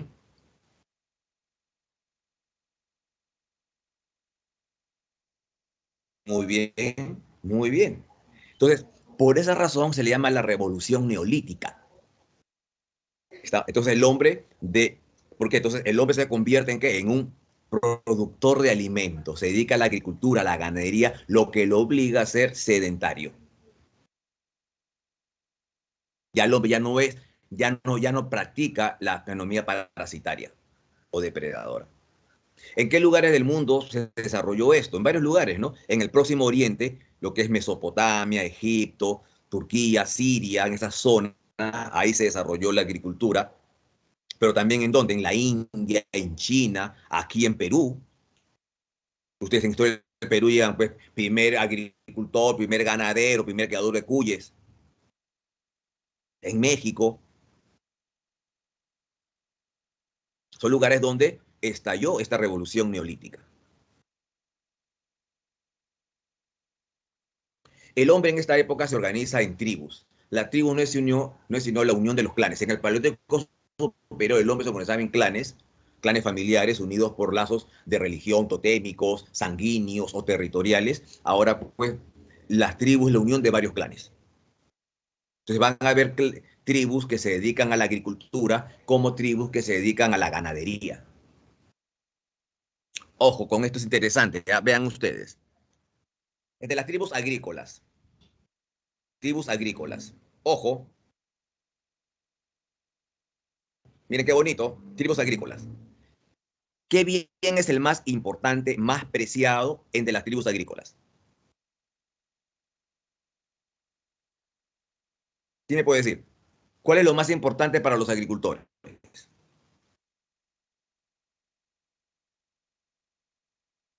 ¿Las mujeres? No, también para los ganaderos. No, no. El agua. Agricultores, agricultores. ¿De qué viven los agricultores? La cosecha, Ya, entonces, pero la cosecha, ¿dónde crece la cosecha? ¿En el aire? las de la tierras. tierra. Ajá, ahora sí, en la tierra.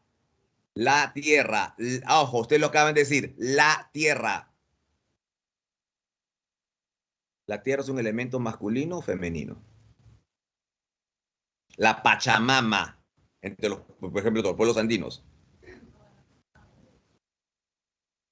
Pregunto.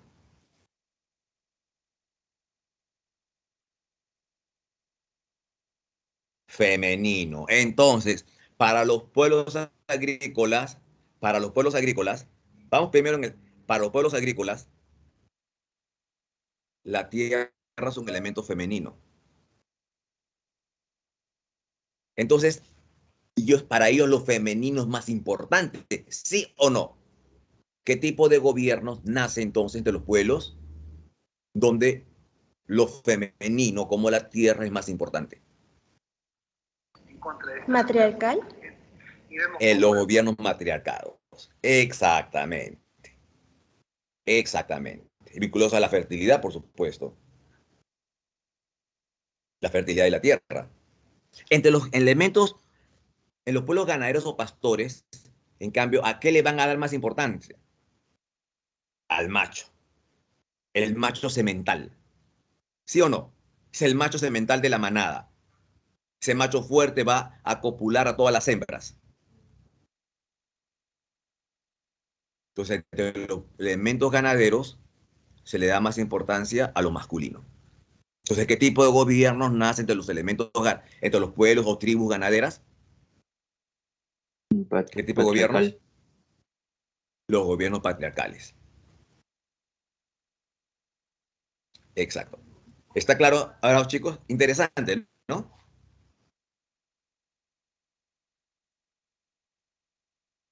Interesante. ¿Qué otro tipo de elementos vemos en el neolítico? Aparece la cerámica, la textilería, si son sobre todo pueblos ganaderos, van a usar la lana de las ovejas, por ejemplo. Son pueblos pastores, el algodón, en fin. Se construyen los palafitos, que son casas en las orillas de los ríos, de los lados, como estamos viendo ahí en la imagen, en una de las imágenes.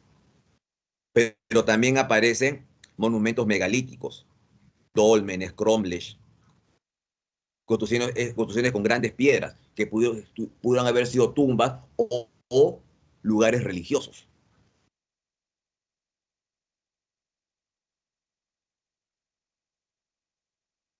¿Está claro, chicos?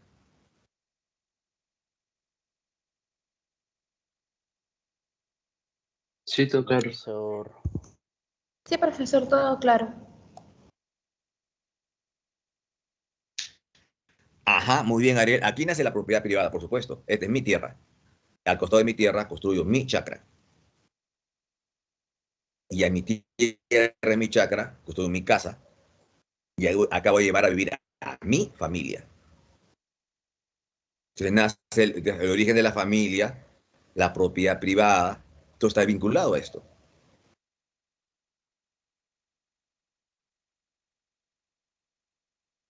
¿Está claro ahora sí, Ariel?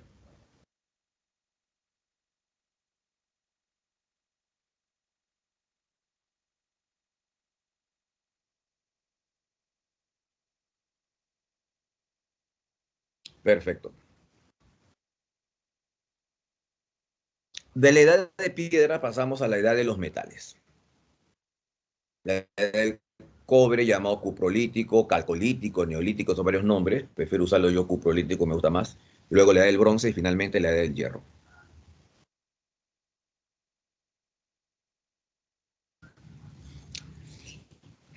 La edad del cobre. La edad del cobre, muchos autores la consideran como una etapa de transición, ¿no? Entre la edad de piedra propiamente dicha y la edad de los metales. Es decir, todos los logros obtenidos por el hombre. Vamos a limpiar para darte una tecita con A ver tu audio, Lourdes. Todos los logros obtenidos por el hombre, por ejemplo, en, en épocas anteriores, sobre todo en el Neolítico, en la edad del cobre, se afianzaron, se afirmaron. Entonces, una característica que hay que tener en cuenta, que la edad del cobre, ¿estamos de acuerdo? Se afirmó, se afianzó la vida neolítica, la vida agrícola, se afianzó. Además, ok, con el cobre se van a hacer pues cuchillos, punzones, agujas, en fin, ¿no? Una serie de elementos. ¿No? Pero el cobre es un material muy dúctil, muy maleable, ¿no? Que no le servía mucho al hombre para hacer, en todo caso, muchas armas, ¿no? Porque se doblaba, se partía. Eso vamos a ver un detalle interesante. Eh, Se elaboran vasos en forma de campana, ¿no? Se elaboran mucho en esta época. Sin embargo, pero como el cobre era un metal muy dúctil, muy maleable, entonces el hombre va a inventar otro metal, que es el bronce. El bronce surge de una aleación, 90% de cobre más un 10% de estaño. Ahí obtengo el bronce. Entonces, la obtención del bronce, que es un metal inventado por el hombre, porque el bronce no es un metal natural, repito, es un metal inventado por el hombre, no alea, junta, 90% de cobre más 10% de estaño, forman el bronce. O sea, ¿qué me indica esto? ¿Qué actividad se ha desarrollado? La metalurgia. Claro, después varias pruebas, ensayos y errores hasta dar con el porcentaje exacto para que obtengan el bronce. O sea, con el bronce, ¿qué voy a hacer? Armas. Armas. Las conquistas, las guerras, el esclavismo, pueblo que pierde una guerra, pueblo es esclavizado.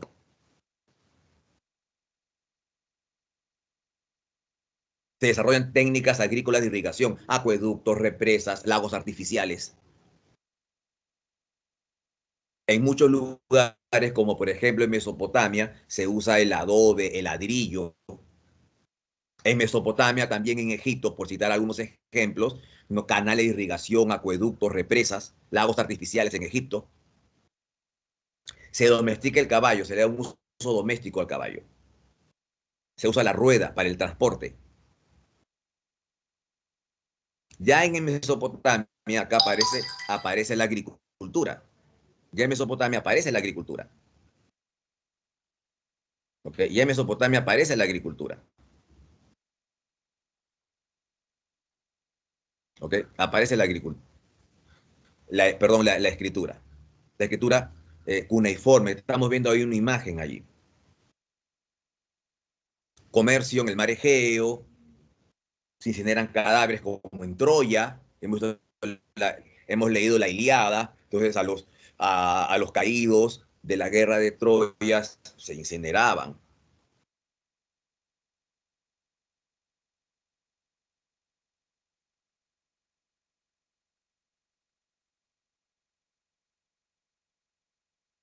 Y finalmente pasamos a la edad del hierro.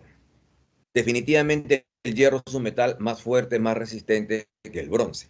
Entonces los pueblos que trabajan el hierro van a adquirir una tremenda superioridad militar. Una tremenda superioridad militar. Porque tienen armas más fuertes, más resistentes, más efectivas que las armas de bronce. ¿Y cuáles fueron esos pueblos? Los pueblos de origen indoeuropeo, como los hititas, que al parecer fueron los primeros pueblos en trabajar el hierro. Pero no fueron los únicos pueblos indoeuropeos. Hay otros pueblos indoeuropeos, como aparecen ahí en la lista. Casitas, mitanios, los dorios que llegaron a Grecia, por ejemplo, los hicsos que llegaron a Egipto, jonios, eolios, los arios, como los medos, los persas, los celtas. Además de estos pueblos, por ejemplo, estos pueblos usaban armas de hierro y, digamos, armas de hierro, el caballo para fines militares y las armas que estamos viendo allí, por ejemplo, las catapultas, las torres de sitio, los arietes, ese tipo de armas se usa mucho en la Edad del Hierro. Y en muchos pueblos ya también se usa la sal como un preservante alimenticio. ¿Alguna pregunta hasta aquí, chicos?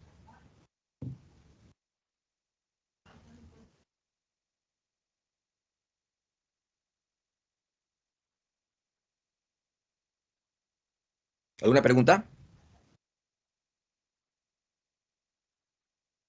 Ninguna, profesor. Ninguna, profesor. Bien.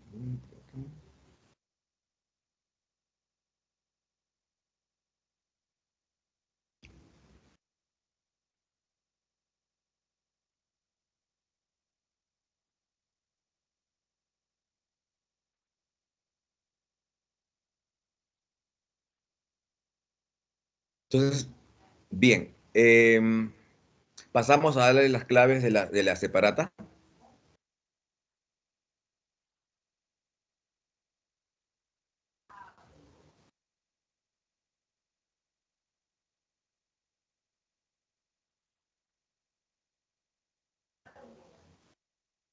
A ver qué me dicen. ¿Doy las claves, chicos, ya?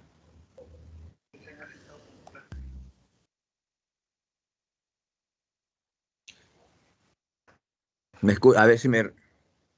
¿Todas las claves de la Sí, separata? Estamos por profesor. terminar. Ya. Las voy a dictar y las voy a escribir en el chat. ¿Estamos de acuerdo, chicos? Sí, profesor. Sí, profe. Bien. Ya.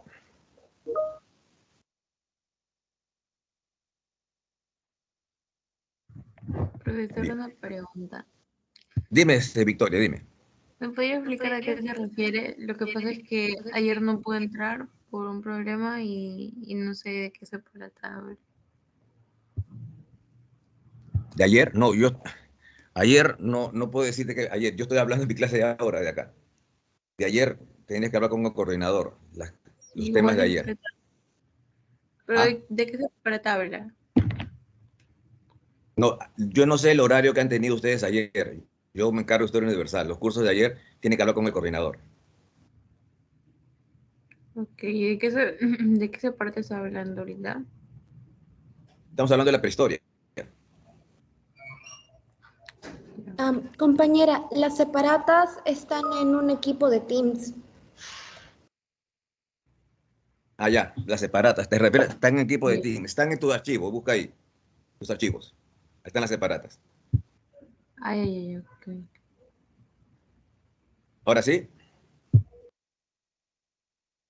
Pregunta 1. Respuesta A. 2. Respuesta B. 3.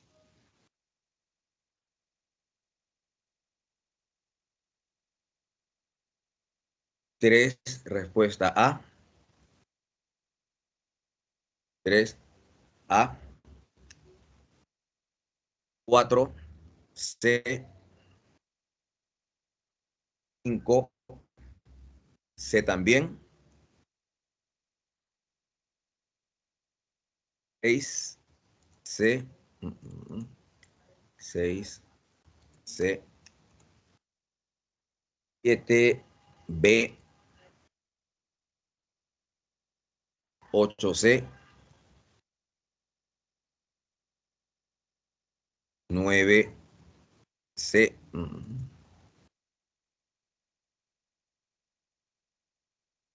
10. D. 11. B. 12. C. 13. C también. 14. A. 15. C. 16. B. 17. D. 18. A. 19. A también. Y la 20. C. Chicos, la clase está grabada y el archivo, este PDF, va a estar también en, el, en los archivos. Lo voy a dejar allí. A ver, ahí le dice, profe, una duda. Antes que se vaya, ¿la historia no es una ciencia que estudia al hombre, su relación, espacio y tiempo, sociedad? Sí, claro, está bien, está bien. Pero estudia básicamente, el campo de estudio de la historia es el pasado. Es básicamente el pasado. La sociedad en sí es un campo de estudio de la sociología. Pero el campo de estudio de la historia es básicamente el pasado, Ariel. Es el campo de estudio. Todas son ciencias interconectadas. Todas están unidas, todas estas ciencias. Por eso hablamos de ciencias auxiliares. ¿Está claro ahora, Ariel?